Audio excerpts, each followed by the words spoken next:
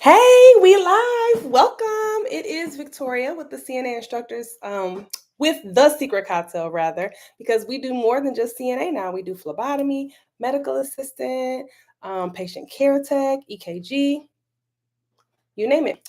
So I'm going live today because I started a segment called Write Me a Letter.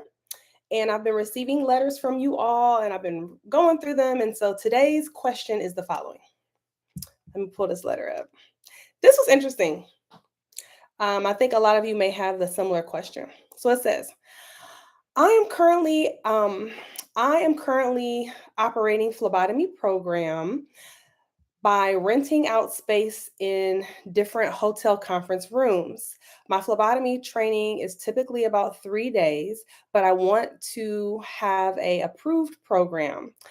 I want to know whether or not I can operate this approved program. Do I need a building or space to do so? Thank you so much for your time. All right. Hey, welcome. Um, Before I answer this question, for those of you who are avid followers of my channel, what do you think the answer to this question is? The question is going to be yes, you have to have a location for your program, but I'm going to reel it back a little bit, and I'm trying to understand. This individual says that they're already operating a phlebotomy training program, a 3-day training program that they're holding out of conference rooms.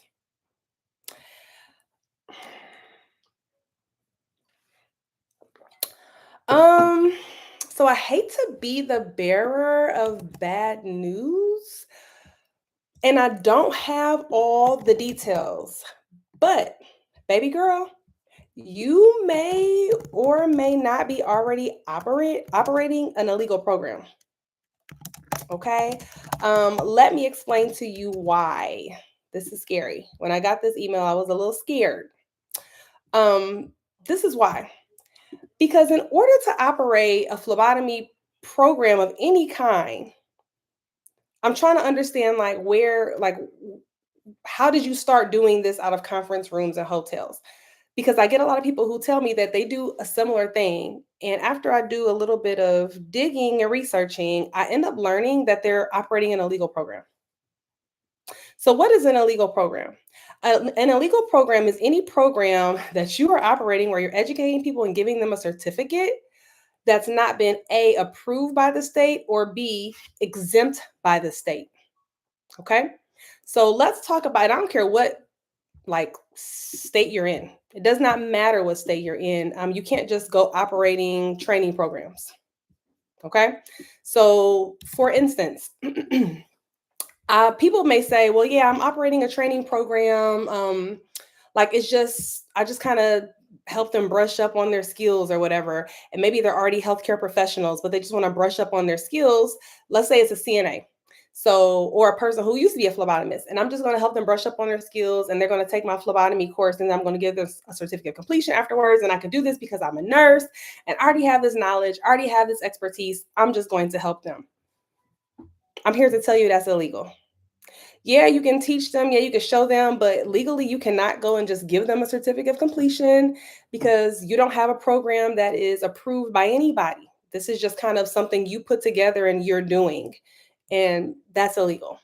So what you can do is you can put a training program together, you can submit it to the state and tell the state, "Hey state, I'm not offering a full-fledged phlebotomy program. What I'm offering is continuing education program." Right. And so my continuing education, I am working with people who are already healthcare providers. They already know and understand the basics like infection control, anatomy and physiology, communication, PHI, HIPAA, all the basics. They already understand those things. So the only thing I need to do is just teach them simply how to take a needle, insert it in someone's arm, and withdraw blood, and how to do that safely, and how to do other types of tests. Because remember, phlebotomy technician is not just about drawing blood.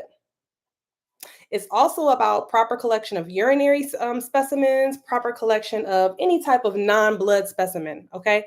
They also learn how to do those things as well. So when we're talking about putting on this 3-day program that we just put together ourselves and rented out a conference room and started teaching it, we can't do that. Now, you can apply to the state and tell them, I'm doing this for people who are already healthcare professionals. It's continuing education. Some states make you get approval for continued education, and some states make you, they say you can get an exemption because it's continuing education. Okay. And then and only then can you operate these programs. If you're watching this and you know something that I don't know, please comment.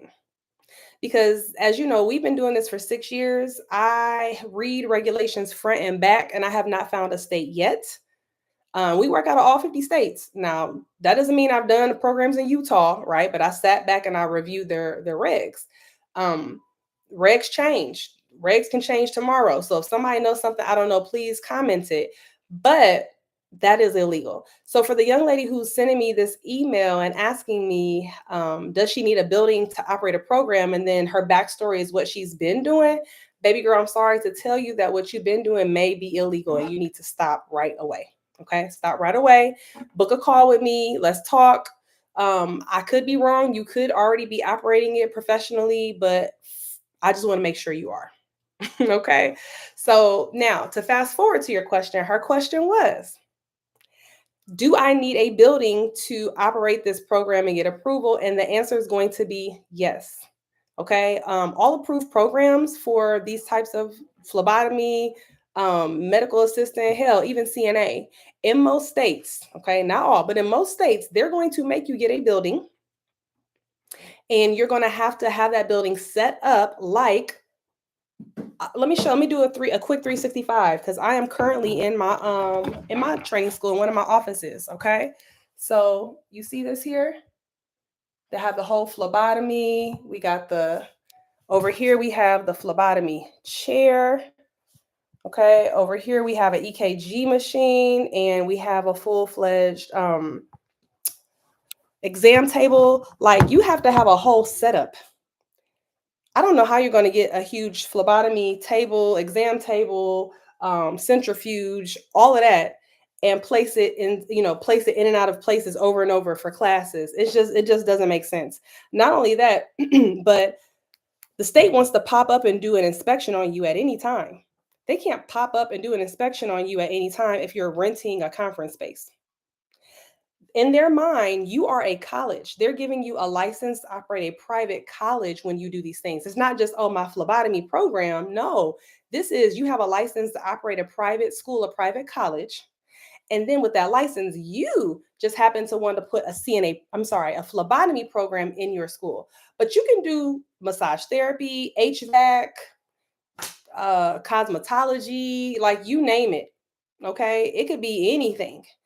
You just happen to want to do a phlebotomy program. The state, they're just giving you a license to operate a private college to offer these programs. You're putting a program in there that's phlebotomy. So they're going to come and they're going to do state inspections on you annually. They may show up, they may be announced. If you are operating a phlebotomy program out of Marriott's hotel room or Marriott conference room, that's not what they're looking for. Okay. So the answer is yes, you're going to have an actual facility. Now, does it need to be a huge facility? No, it doesn't. You can rent out a nice little space. Maybe you have an online program and students can meet you online and then come to class and do the hands-on, maybe. Maybe you have a small little classroom that can fit 5 to 10 students in the classroom, and then they come on over to the lab set up kind of like how I have, and they learn hands-on part. That's fine too. But regardless, you need to have a dedicated space. Hey, Ms. Hobson, you need to have a dedicated space that is dedicated to your program. Okay. And when the state comes, they want to look around. They want to see your files. Hey, show me your instructor files. What all is in your instructor files? Did they get an orientation? Do you have an orientation sheet in there? Do they have a valid license? Let me see their license or certification. Let me see, do they have a contract saying that they're going to work for you? Where is that at, right? Like, let me see your student's profile. Did your student have a picture ID that they proved? Did they have a high school diploma like you said they needed to have? Show me all these things. They want to come and look at these things, and you can't do that if you have a remote program that just pops up anywhere. I think the only state I can think of that allows pop-ups anywhere is Arkansas, and they do that for the CNA. And it's not really a pop-up anywhere. You still got to let them know, but they have what's called like satellite sites where you can, like what do they call it? It's called a satellite school or something, and they do that because they know you're going to contract with nursing homes.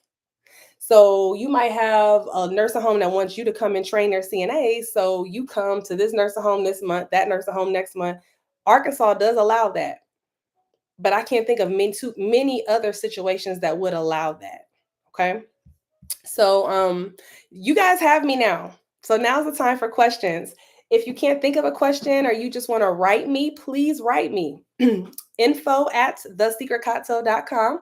That's info at thesecretcocktail.com. I will be coming on. I'm gonna try to do once a week all this month. People have already been emailing me. So next week, I might do it tomorrow. I don't know. We'll see how I feel. But I got another question about somebody emailed me asking me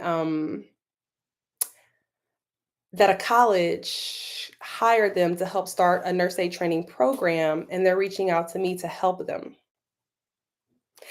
I'm gonna talk about that, okay? Because I get that often, and I'm gonna leave my comments for that next call. So I mean, for that next meeting. So write me a letter, ask me a question. I'm going to answer the question, give you my feedback. It's always anonymous. As you notice, I did not mention anyone's name today. So that person who may be watching this, they know who they are. And I know you know what question you asked. So please, I gave you the information I hope you needed to know. You can please reach back out to me. We can schedule a call if something, there's a link in the description box below where you can schedule a call with me so we can talk more about it. Okay. For those of you who are watching, if you've been interested in starting a CNA program, a phlebotomy program, a medical assistant program, whatever kind of entry level education program, go ahead and type in the name of the program in the comments. I'll reach out to you or provide links. Also put your state too, because I'm happy to provide links for those state regulatory body information so you can start looking that up and be on your way.